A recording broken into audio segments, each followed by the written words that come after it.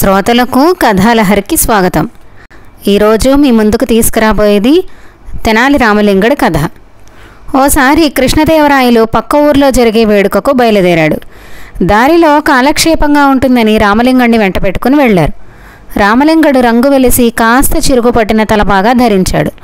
అది చూసిన రాయలవారు, రామలింగ, నువ్వు ధరించిన తలపాగా ఏంటి పాడైపోయింది, దాన్ని తీసిపారేసి కొత్త బాగా కొనుక్కో, అందుకయ్యే ఖర్చు మొత్తం నా దగ్గర నుంచి తీసుకోనన్నారు. మహారాజా, మీ అభిమానానికి కృతజ్ఞుణ్ణి, కానీ దీన్ని వదిలిపెట్టడం నాకైతే ఇష్టం లేదు.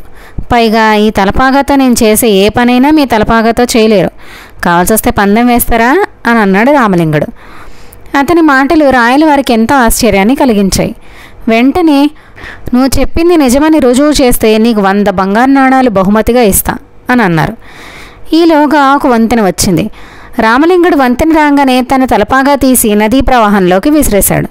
ప్రభు, చూడండి, నా తలపాగాని విసిరేశాను, మీరు మీ తలపాగాని విసిరేయండి అని అన్నాడు.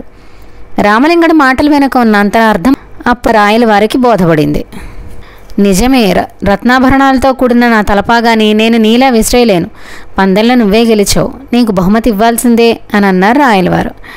మహారాజా, నేను పందెం గెలవటమే కాదు, మీ ఆజ్ఞని శిరసావహించి తలపాగా పారేశాను కాబట్టి నాకు కొత్త తలపాగా కూడా ఇప్పించాలి అన్నాడు రామలింగుడు.